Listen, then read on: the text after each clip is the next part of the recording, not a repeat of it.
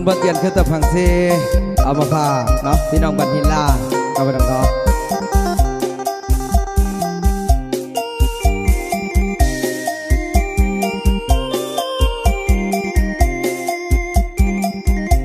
ขอบคุณอาจารย์สาวมิวสิกเด้อพี่น้องเด้อผู้สร้างสรรค์ผลงานเด้อพี่น้องเนาะ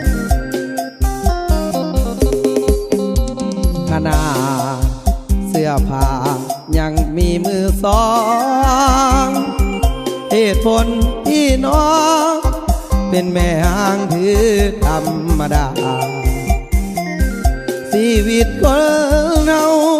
บ่มีอย่างแน่นอนดอกนาถึงน้องจะผ่านสายมาให้บ่ถือสาดอกนาคนดีอา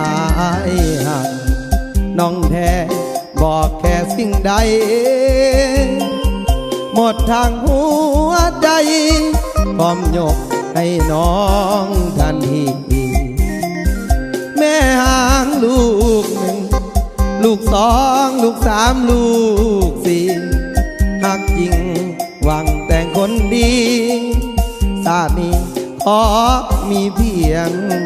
นาห่างก็ห่างมาเสน่ห์มันบ่เจือนคือตาพังเส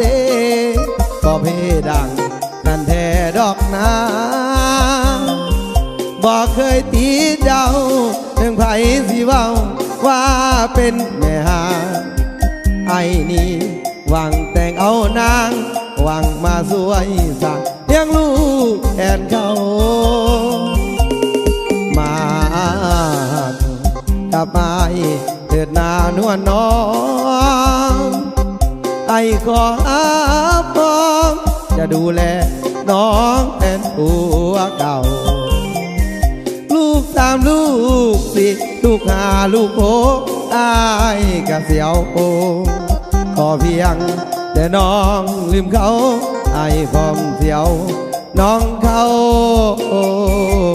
วิวาจ้าขอบคุณสำหรับอะไรน้ำใจด้วยพี่น้องเด้อพิเศษจีโอด้วยพี่น้องเด้อ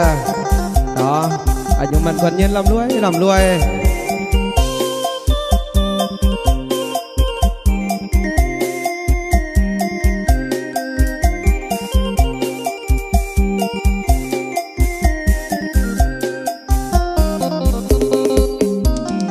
ห่างก็ห่างมาหาเสน่ห์มันบ่เจือนคือตาพังเสบ่เพดังกันแท้ดอกนาบอกเคยตีเจ้าถึงไผสิเว้าว่าเป็นแม่หาไอ้นี่หวังแต่งเอานางหวังมาสวยสักเลี้ยงลูกแทนเขามากับไอ้เถิดนานวลน้องไอ้ขอพร้อมจะดูแลน้องแทนผัวเก่าลูกสามลูกสี่ลูกห้าลูกหกอายกะเสียวโอขอเพียงแต่น้องลืมเขาไอ้พร้อมเสียวน้องเขาวิวา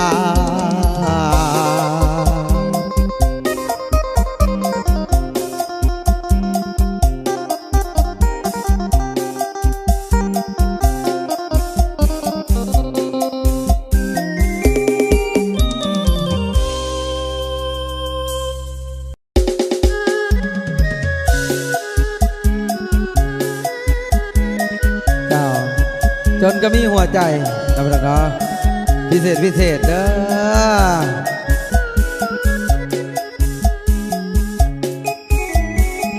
ขอบคุณพี่น้องทางบ้านตึงนะพี่น้องเนาะ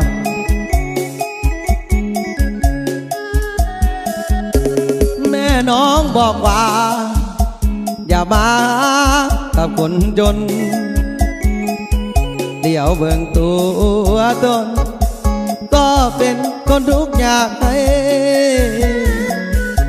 ได้ฟังคำนี้ เธ ต็มที่แล้วรอหัวใจน้องบอกเป็นไปบ่ได้ต้องเลยต้องมาแย่ตาบุญภาคป่าน้องลาก็บ่สนใจมือถือแล้วก็โหลดให้ซื้อให้เพื่อเอาใจนาน้องลืมแล้วบ่สัญญาบุญกระตือบ้านกาองค์พระราชดัลกำลังสร้างเส้นทางหาเอาต่อตนอายจนก็มีหัวใจหากน้องเท่าใดหากไปก็เท่านั้นบ่มีความหมายน่าเสียดายหากมาตั้งนานถึงวันนี้หัวใจสถานน้องตะวันเจ้านั้นเปลี่ยนไปก็ลาบุญวาสนาบ่มีอายจนอย่างนี้คนดีน้องบ่สนใจไอขอลาก่อนขอไว้พรให้น้องสดใสตายคนนี้หากน้องเท่าใดอยากบอกให้ว่ารักลื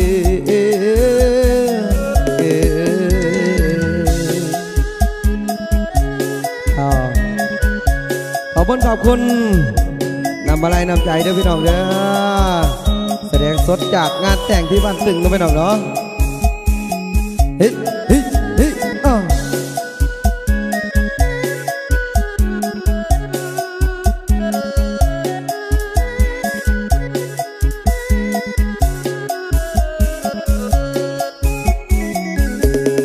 อายจนก็มีหัวใจหากน้องเท่าใดหากไปก็เท่านั้นบ่มีความหมายน่าเสียดายหากมาตั้งนานถึงวันนี้หัวใจสถานน้องตะวันเจ้านั้นเปลี่ยนไปขอลาบุญวาสนาบ่มีอายจนอย่างนี้คนดีน้องบ่สนใจไอขอลาก่อนขออวยพรให้น้องสดใสตายคนนี้หากน้องเท่าใดอยากบอกให้ว่าฮักลื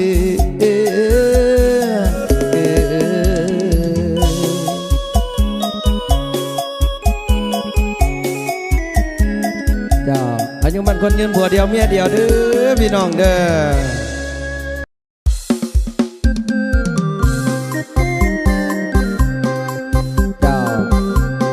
แค่แต่แค่เมียเราไปลองเนาะพิเศษเด้อเนาะแต่ยายสมใจบริพันธ์เราไปลองเนาะในบ้านบ้านสมเราไปลองเด้ออายหักน้องแท้แต่ยังแค่เมียอายเด้อนาสองใจสองทางหนึ่งคือนางสองก็คือเมียหากเขาตอนนี้สิมีแต่แนวเต็มเสีย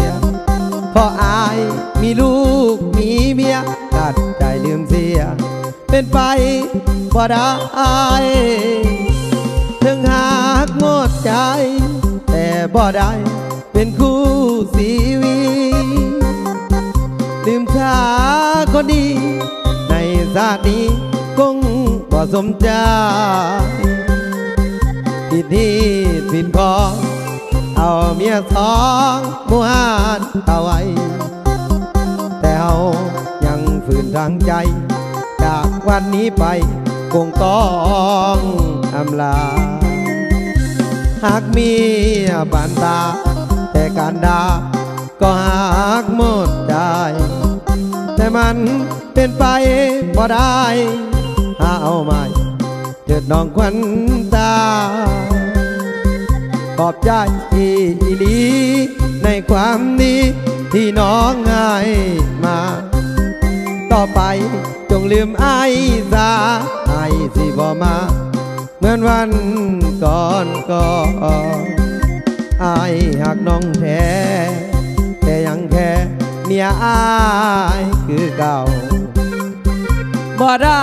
หลอกเจ้าน้องนุ่งยาวผู้อยู่ทุกตอนมาห่วมอยู่กินตากอยู่พินตัวน้องบางอ่อนเมียหูอายสิเดือดร้อนลาก่อนงามงอนหยุดตีหัก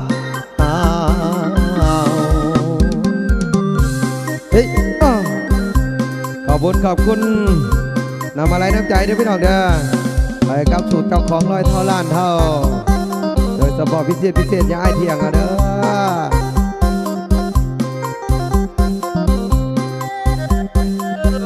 หากมี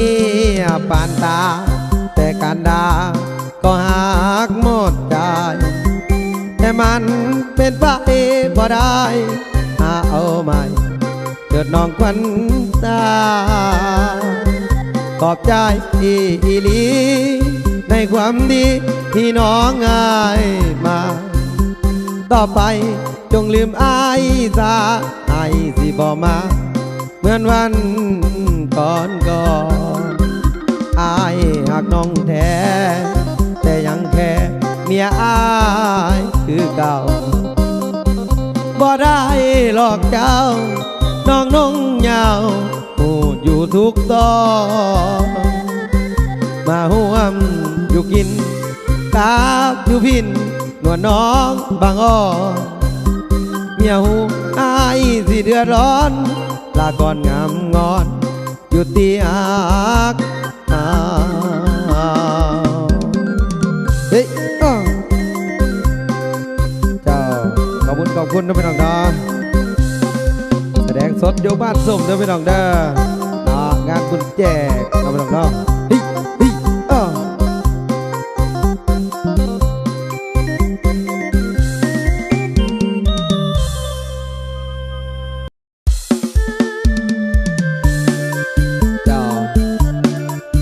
สบายดีนะพี่น้องเด้อเนาะเอาบัตรปักปิ้งนะพี่น้องเด้อขอบคุณนำเจ้าของงานนะพี่น้องเนาะขึ้นห้านใหม่เพื่อนเด้อพี่น้องเด้อร่ำรวยได้เด้อเนาะคือได้ขายมันเอาสิสัญญามาฝากน้องเนาะ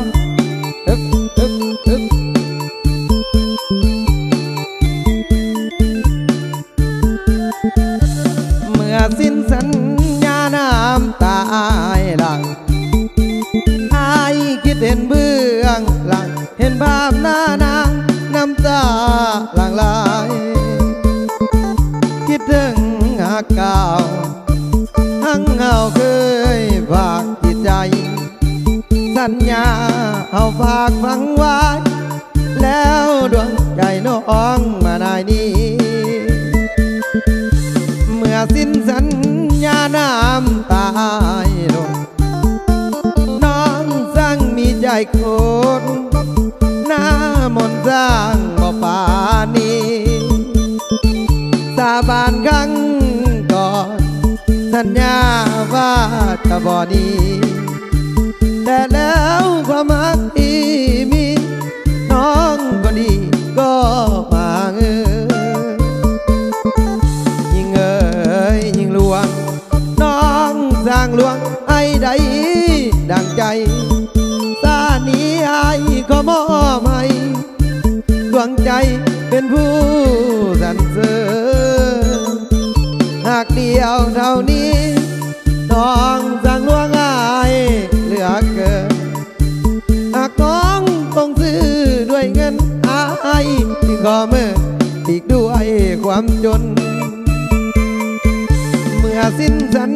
ญาน้ำตาตกเหมือนได้ตกหน้าลงแพ้อกและใจไอ้ก็ยอมทนถึงน้องจะรอหัวใจ ของสายที่จนขอลาน้องนางหน้ามนอายนี่จนขอลาน้องไป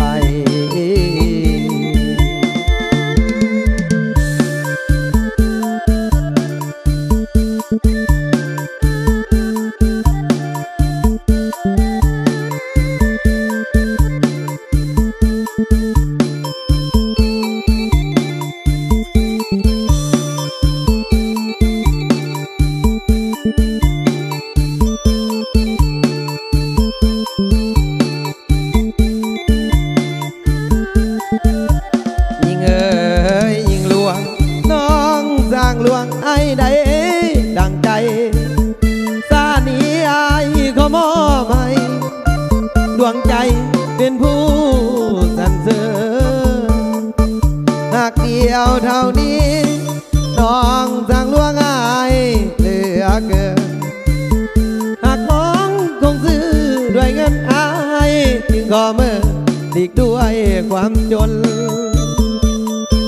เมื่อสิ้นสัญญาน้ำตายตกเหมือนได้ตกหน้าลงแค่อกและใจไอ้ก็ยอมทนถึงน้องจะรอหัวใจของสายที่จนขอลาจากน้องหน้ามนต์ไอ้นี่จนขอลาน้องไป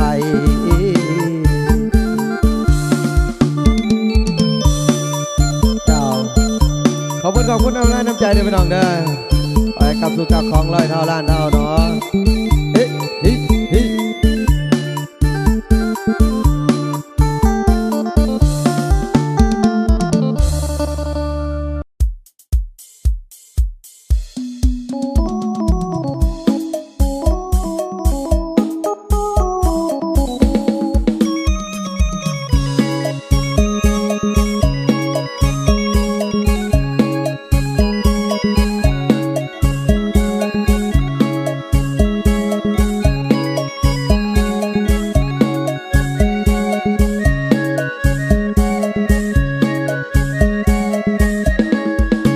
ผู้สาวคำนางพอแต่เลี้ยวเห็นนางเข้ามายิ้มปล่อยบ่อยสายลำนี่มอยไว้นั่งนอนแม่นจังได้คนใครๆคือนอนเอาไว้เด้อมันสิกวางมาเอาใส่เด้อแม่นนักห้องเคยเอาอายแม่นนักรับไว้นั่นละนานวลนะสัตว์เพิ่นนั้นเป็นสัตว์โพสัตว์เพิ่นนั้นเป็นสัตว์โพสัตว์ตัวนี้มันเป็นสัตว์เผาไอ้เด้อเนาะสิได้จับต้องนาเอาเผาต้องใส่โพไว้นั่นละนานวลนวลงามอยากเป็นเคยแม่นักบ่แล้วอยากน้ำแนวเจ้าเด้อยากน้ำแนวพนางดีสมควรแล้วนะก็ลาพวกญาติพี่น้องเท่าแก่เพื่อนพ้องพี่น้องมาฟังลำก็ให้สุขเลิศพ้นเจ้าได้มงคลสุขโศกอย่าเลื่อนพ้นเถิดหน้าแฟนแท้เถิดหน้าแฟนแท้อ้ายศิลาเมื่อกำหน้าบึงคำเด้อบอนใจอยู่ลาก่อนเด้อแม่นยอดสู้ตัวนายสิตั้งลานั่นละนานวลนาคนงามนาเบิ่งตาเป็นบัดแต่ใดเมื่อเป็นไผไหลแม่ไอ้บ่กันหรือบ่พอใจเจ้ากันหรือบ่พอกระจายเจ้า